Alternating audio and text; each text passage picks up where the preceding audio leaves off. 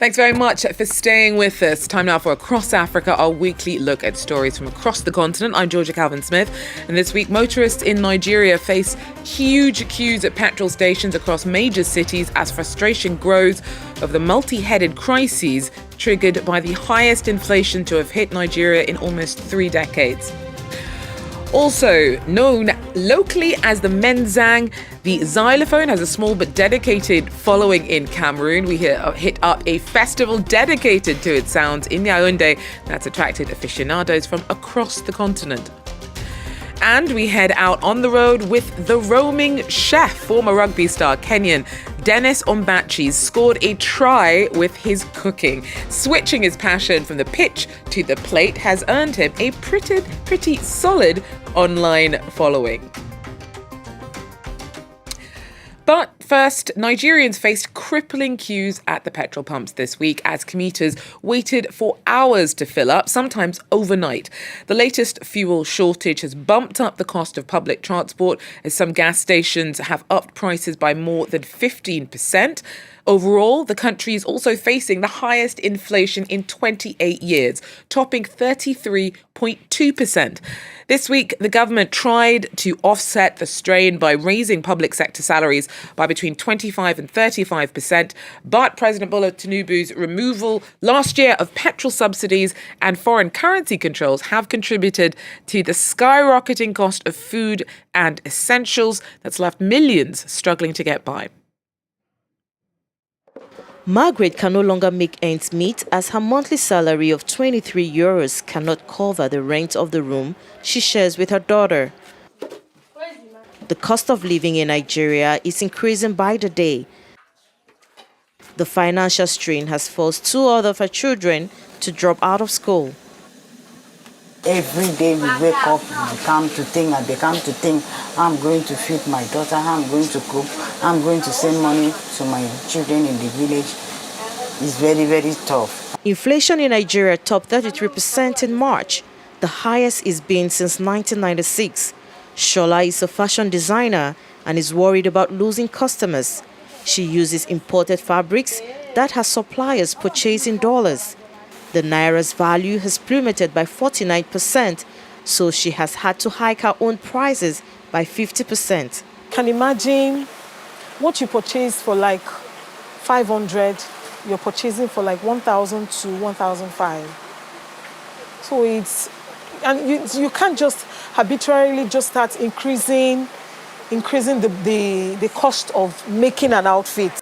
With a market of 220 million consumers, the Nigerian economy is now dominated by service and agriculture sectors. Many of its supplies are imported, and the country needs a lot of foreign currency. But the rising cost of living can't only be blamed on the weakening of the naira. Economists also point to the conflict's effect on agriculture as farmers and herdsmen continue to clash in central and northern Nigeria. We can have immediate salutary effects if only the federal government of Nigeria is able to summon the political will and the military capacity to recapture the agricultural economy from the hands of the terrorists that have besieged it. The Nigerian government is hoping for a loan of $2.25 billion from the World Bank. More than 50% of this will be used to support social programs. Well, at the end of April, the DR Congo sent a cease and desist order to tech giant Apple over its alleged use of illegally exploited minerals traced back to the country's embattled east. Now, exploitation of the so-called 3 Ts, tungsten, tin and tantalum, has long been dominated by armed groups operating in the volatile region. And global attempts to regulate their trade have not made much headway. Laurent Berstecker tells us more. They are known as the 3 Ts, tin, tungsten and tantalum, essential minerals for the fabrication of electronics, the majority of which can be found in the DRC. Together with gold, they've been nicknamed conflict minerals due to their central role in fueling ongoing violence in the country's east. For the past 30 years, armed groups have been competing over these resources, often forcing civilians, including children, to work in the mines in order to finance their operations. A security and human rights crisis that's deteriorated further since M23 rebels launched a fresh insurgency over 2 years ago. Since 2009, a mechanism known as the International Tin Supply Chain Initiative attempts to regulate the trade of these minerals and to ensure they don't come from conflict zones. But the program has come under scrutiny after a 2015 report by British NGO Global Witness accused it of facilitating the laundering of tainted materials. According to the NGO, 90% of 3T minerals exported by Rwanda in 2021 were illegally smuggled into the country from the DRC.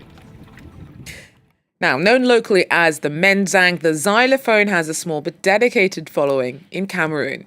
Now, a festival dedicated to the traditional and versatile instrument wrapped up in Yaoundé recently after drawing in aficionados from across the continent, and our team was also there soaking up the sounds. The air thrummed with sounds of traditional music during the opening ceremony of the International Xylophone Festival in Yaoundé. Held at Club Noah on the outskirts of the capital of Cameroon, it captivated audiences who watched as xylophone virtuosos competed against each other. 17-year-old Amani has been playing the instrument since childhood. We've had the xylophone at home since I was very young. I just immersed myself in the instrument since it was already in my environment. From time to time, I tried it out, and one day I could do it. This third edition of the Yaoundé International Xylophone Festival drew musicians from all over the world, including big names like Mali's Mustapha Dembele. The festival also offered up compositions that fused traditional African music and jazz. A mix of that went down with even the most experienced listeners. There are some talented young xylophone players here in Cameroon, and we're really working together to restore the image people have of this instrument. The xylophone is really important in Africa. It's part of our tradition. Hilaire Pankwi is a driving force behind the festival. He is a passionate fan of the xylophone and fears that the instrument's waning popularity in Africa means its rich sounds risk falling silent. The xylophone risks disappearing if we do nothing. This is because it's been gradually overshadowed. In a few years' time, if we don't do something to protect our own culture, it will practically disappear. Although it is recognized by UNESCO as part of humanity's intangible cultural heritage, the xylophone is not very popular with contemporary African youth. The festival is doing what it can to turn up the volume on the ancestral instrument. After a successful international rugby career which took him to the Olympics, Kenya's Dennis Ombachi's travels took him in a very different direction. Now, he began prioritizing self-care, both mental and physical, and turned to cooking. And it turned out that there is a big appetite out there for the offerings of the man who's now been dubbed the roaming chef. Tomatoes roughly chopped, done. A catchphrase heard by millions. Done. With his short and punchy videos, former rugby player Dennis Ombachi has won over 2 million TikTok users. My cuisine, I will say it's continental, because my cuisine is inspired by sports, through my travel in sports. So for me, I look at food as a means of traveling the world without having a passport. Between national selections, 2 World Cups and the Olympic Games in 2016, Dennis Ombachi has represented his country on the rugby pitch for over a decade. Until 2018, when he was diagnosed with a bipolar disorder. Yes, I was good in sports, I was successful. But outside there, you know, when the stadium lights are off, I'm like, my life is a bit empty, so I need something else to fill it. And then I was like, yeah, I'll try food. So it was a challenge. Yeah, it sort of kept me sane, kept me through my depressive periods, and yeah, that's how my love with food started. In a society where mental health is often looked down upon, Ombachi hopes to break the stigma. At the end of the day, it's just like diabetes, you know, maybe diabetes of the brain. You know, the same way a diabetic has to take insulin from time to time, you have to take your meds from time to time. A diabetes has to go see the doctor for checkups here and there. You have to go see your therapist, a psychiatrist.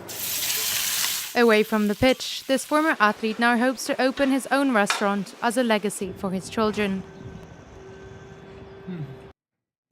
Now, as East Africa struggles with unprecedented flooding, elsewhere on the continent, drought has taken hold. Across southern Africa, in Zambia, Malawi, Botswana, lakes and rivers have dried up, and it's not just people struggling. Dozens of hippos trapped in a pool of mud. Just a few months ago, this river was flowing freely. Today, it's completely dried out, and its wildlife has nowhere to flee to. We're experiencing a severe drought in our village. This pond had water, but it's completely dried up.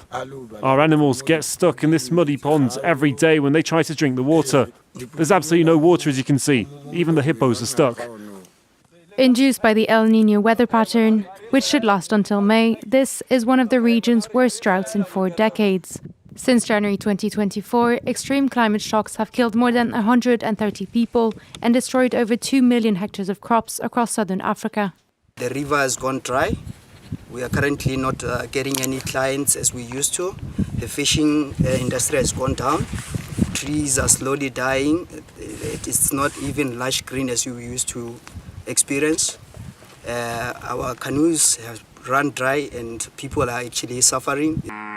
In Botswana, thousands of people have been forced to flee to the north of the country, close to the wetter national parks. We've moved temporarily because of the drought. We've lost most of our livestock, especially the younger calves.